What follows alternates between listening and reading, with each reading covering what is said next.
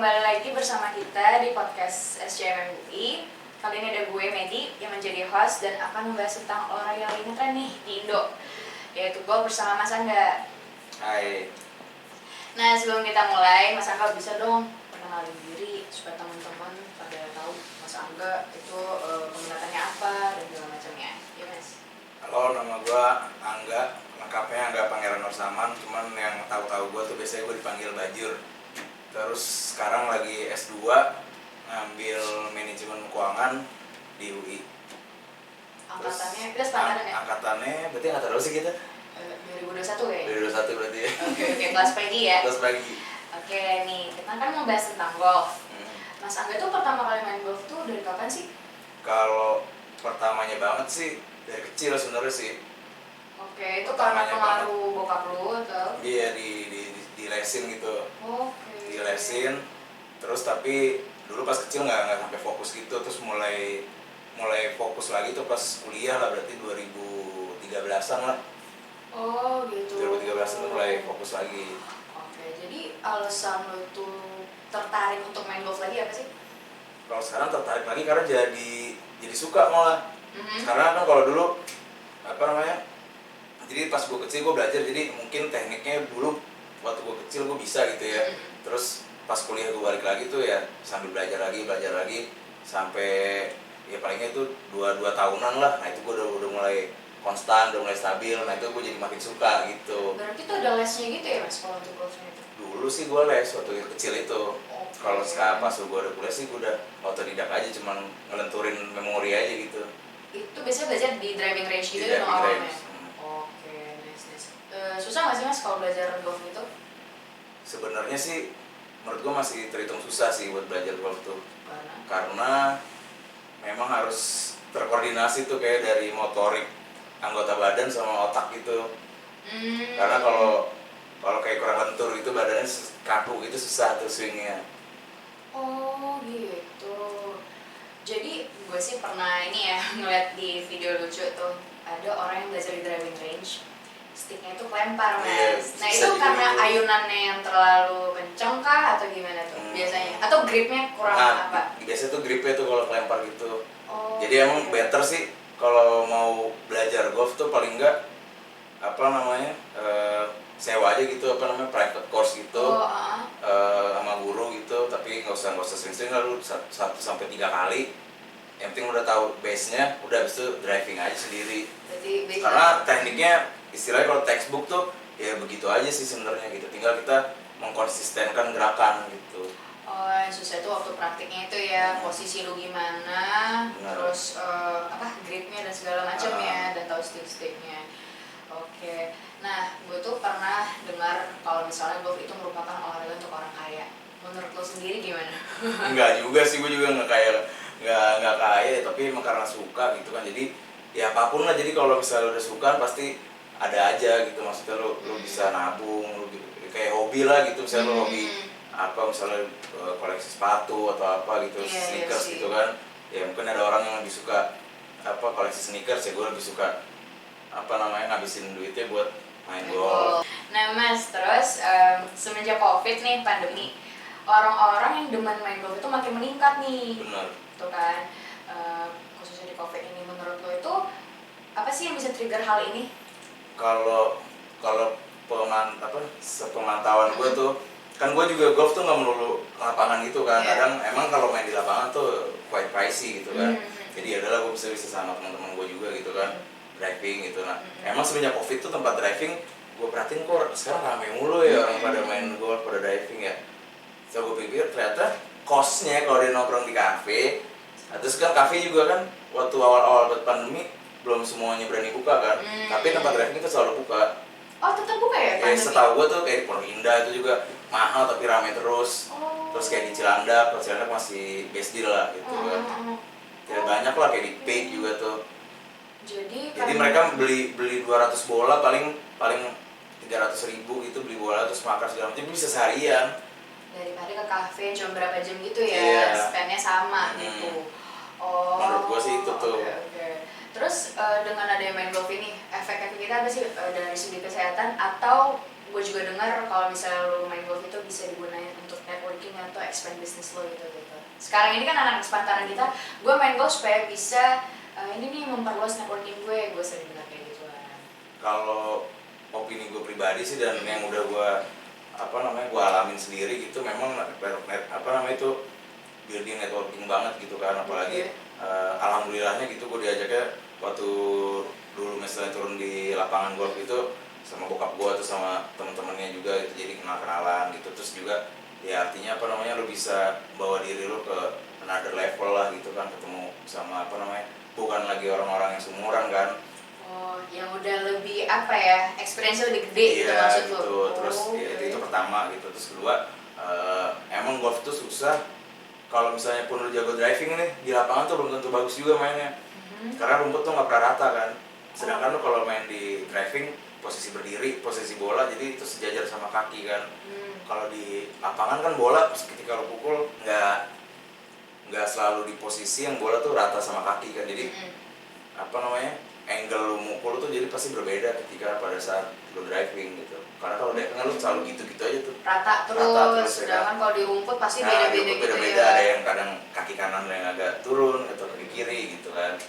Nah jadi untuk kalau secara fisik sih mungkin ya lumayan sehat lah ya, cuman bukan yang terlalu membakar kalori banget. Memang capek sih gitu, cuma kan nyantai ya golf kan, juga kita nggak diburu waktu kan. Paling sih buat ini sih, buat buat soul and mind sih kalau menurut gua. Oh oke, jadi soalnya juga lah ya. Iya, pertama karena kan mostly tempat golf tuh view-nya bagus gitu kan. Itu pertama, kedua emang latih kesabaran karena let's say gini kan, gua juga pun belum terlalu jago nih gitu. Ya kan, masih banyak yang lebih jago gitu. Jadi ada satu hari lu bisa main bagus, tapi nanti another dia lagi lu mainnya bisa jelek gitu. Jadi itu ngontrol ngontrol emosi sih gitu. Karena kan pukulan lo gak akan konsisten terus kan. Betul, itu mungkin pertama. terlalu keras apa. Terus ketika misalnya lu dapet pairing atau teman main lu yang lebih jago dari lu, kadang tuh lu merasa ke-challenge kan. Dia tumpul lebih jauh nih, wah kita pengen nafsu gitu kan, pengen lebih jauh juga, tapi ternyata malah jelek kayak gitu. Jadi emang golf tuh butuh konsistensi tinggi sih. Jadi yang udah misalnya lu main segitu ya udah lu jaga segitu aja gitu, jangan lu ke-challenge sama orang gitu. Mengontrol emosi lo ya supaya konsisten gitu. Sudah juga dong berarti mas. Lumayan, tapi emang harus hitungan tahun sih. Kecuali lu no live gitu setiap hari Senin sampai Minggu main terus tuh mungkin bisa jago sih. Tapi lo sendiri udah bisa nguasain itu nggak supaya tetap konsisten gitu? Sekarang sih ya alhamdulillahnya sih lumayan lah.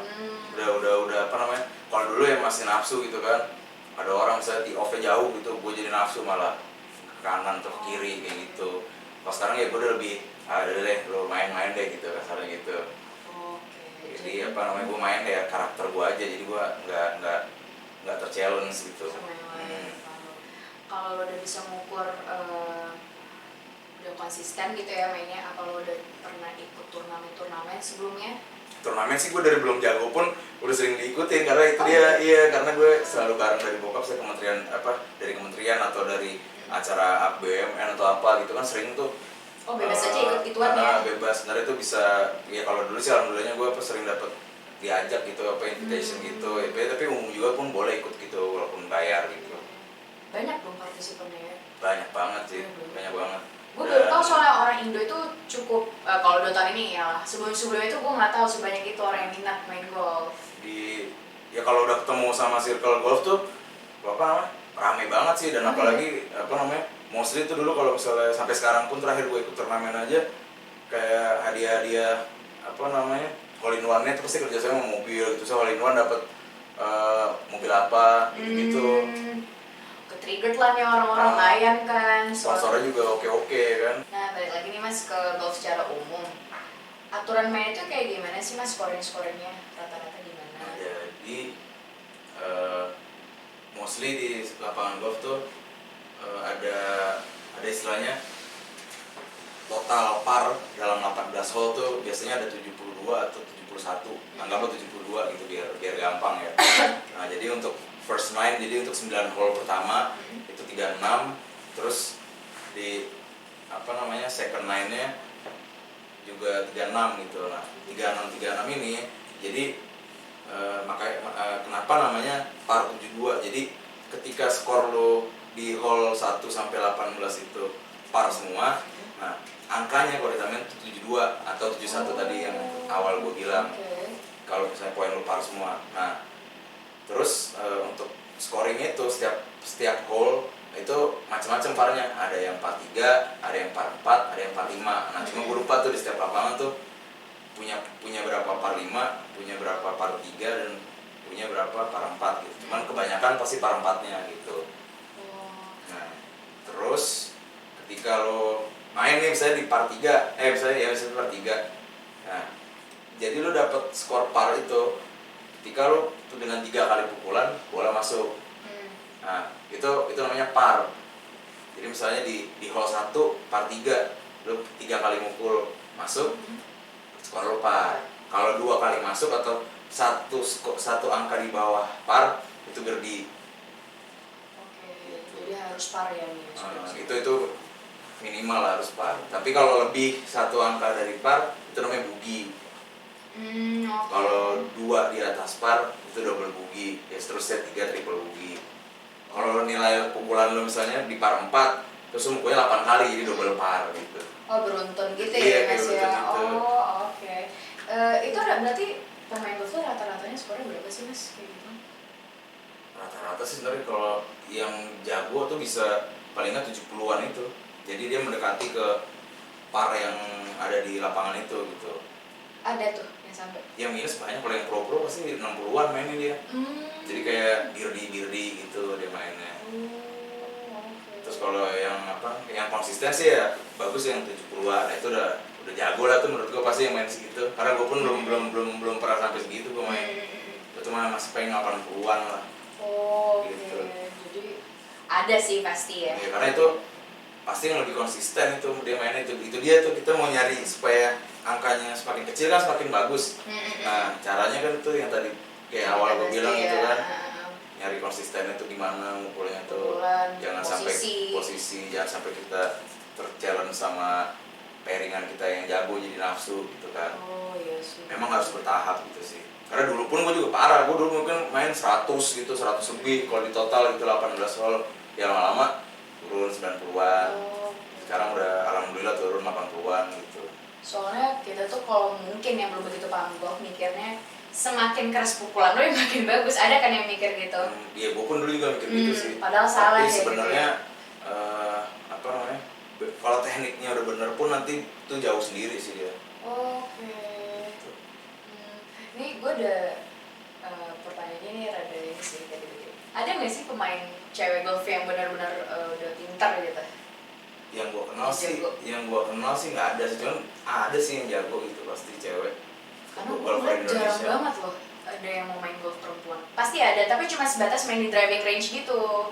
Iya sih. Gak ada yang benar-benar serius gitu. Yang gue kenal dan tahu pun nggak ada sih emang yang main yang di lapangan. Tapi apa karena olahraga ini pada awal ditujukan untuk laki-laki doang atau gimana ya?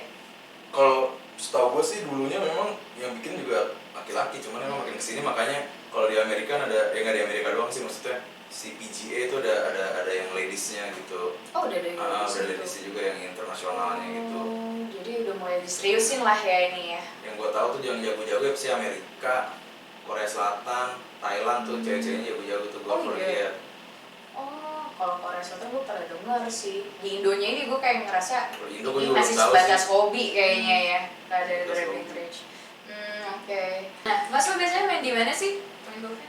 Gue main seringnya di klub Bogor Raya namanya, di Bogor. Itu mirip-mirip kayak di Senayan gitu nggak?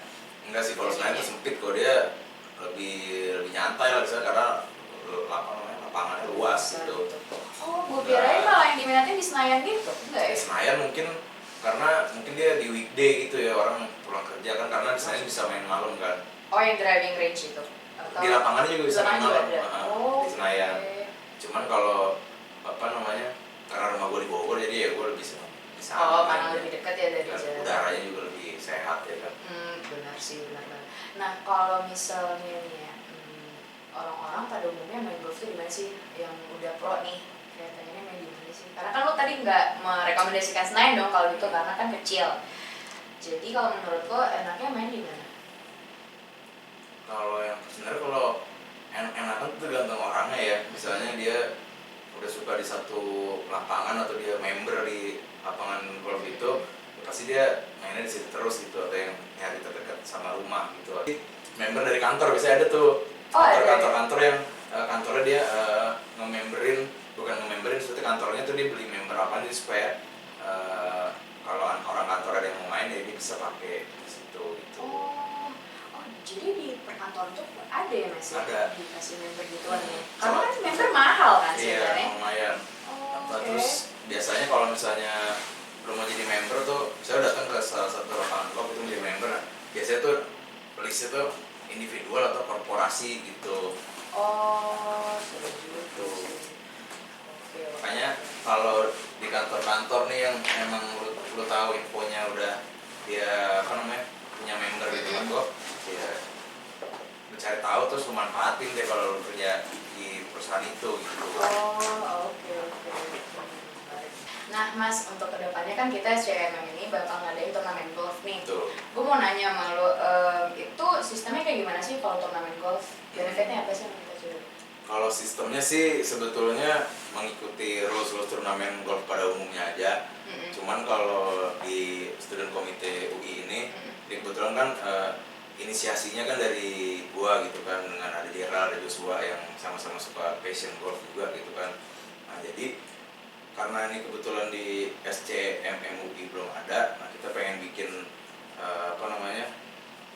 gebrakan lah gitu. Kita harus bisa lah kita tuh bikin turnamen golf ya. Yang pertama ya kita FEUI gitu, kita harus ada gengsinya dong gitu ya kan. Masa bokap gua FTUI golf turnamen terus gitu ya kan, kita masa di student committee nggak ada nih gitu ya kan. Jadi gua tertrigger di situ mau coba nih bikin gitu kan, sama dari teman-teman yang mau support ya kan. Terus kedua ya karena kita di organisasi, jadi kenapa enggak kita coba create yang emang bisa menggunakan kemampuan kita nih berorganisasi ya kan. Ya paling cocok juga sebenarnya kita mengorganize turnamen golf gitu ya kan. Itu kan karena dari mulai nanti kita cari sponsor, nanti kita mungkin kita perlu ketemu sama calon sponsor, nego benefitnya apa segala macam gitu. Dan gue optimis kan kalau kita bawa nama FP itu pasti bisa lah gede nanti acaranya gitu kan.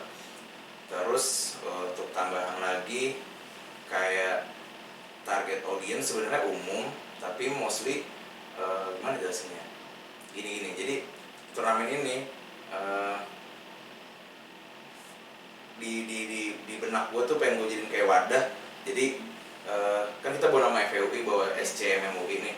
Jadi kayak kalau misalnya mungkin gitu di luar sana yang umum gitu ya, karena kita bawa bendera SCMM UI, jadi kalau misalnya mereka mau masuk itu mereka udah wah ternyata nih di SCMM atau di MMUI-nya doang gitu kan, karena kan nggak mesti dari UI satunya kan. Saya mau masuk ke MMUI, mereka udah oke nih udah ada wadahnya nih buat mereka nih. Yang kalau memang mereka dari sebelum untuk S2 udah pada suka main golf gitu, ada yang mungkin dari kantornya atau gimana gitu, jadi bisa jadi wadah sama-sama gitu. Itu poin pertamanya. Kedua ya mengakomodir semua sih menurut gue kalau golf, karena hampir semua kantor pasti ada aja gitu. Dan jadi ya kasarnya tuh ya circle lu nambah lah yang lebih elit sedikit gitu. Paham ya, sih bang. Apalagi kita kan udah S2 gini, rata-rata itu orangnya udah kerja kan, dan udah berumur lah kasarnya ya, paling sepantaran kita tuh bekerja juga. Jadi untuk expand networking itu sangat perlu ya, apalagi kan kalau misalnya ntar dia ada ini turnamen, apabila udah kelar kan kita bisa juga nambah circle ya bilangnya Mas ya, untuk hobi dan segala macamnya gitu. Kalau gitu biasanya nih, gue kan gak begitu paham ya tentang turnamen-turnamen gitu. Kita tuh dapetin sponsorship untuk turnamen golf ini gimana sih biasanya? Relasinya kemana sih? Gue pun juga belum pernah berpengalaman sih, untuk mencoba mencari sponsor gitu. Cuman paling enggak sih kalau dari beberapa turnamen misalnya yang mengadakan misalnya dari Fakultas Teknik UI, terus misalnya dari ada pergolanya UI, pergolanya itu kayak golfer UI gitu, umum gitu. apa namanya, dengan membawa UI itu kayaknya insya Allah sih sponsor-sponsor terutama kayak BUMN atau kantor-kantor swasta yang bonafit lah gitu pada mau sih harusnya gitu. Yang penting kita pinter-pinternya menyusun apa proposalnya tuh yang menarik banget lah buat mereka gitu, supaya misalnya mereka kalau mau sponsor ngasih kita sponsor, nilai yang mereka dapat tuh apa nanti kalau mereka mau chip in ke kita sponsor gitu kan. Nah itu mungkin yang kita sama-sama nih di SC harus cari cari nilai jualnya gitu. Menurut gue juga berpotensi sih, secara kita juga udah dikenal gitu kan ya sebagai universitas yang baik. Jadi kalau misalnya kita ngajuin pun kemungkinan besar untuk dapetin sponsorship itu bisa ya Mas. Nah Mas, oke, jadi kalau sejauh ini untuk turnamen gitu sponsor apa sih yang udah lock-in? Sponsor sih sejauh ini belum ya, cuma waktu itu temen gue si Joshua anak SC juga ada kliennya dia Bank Mandiri sama XL apa nggak salah, cuman entah kenapa jadi nggak jadi gitu kan.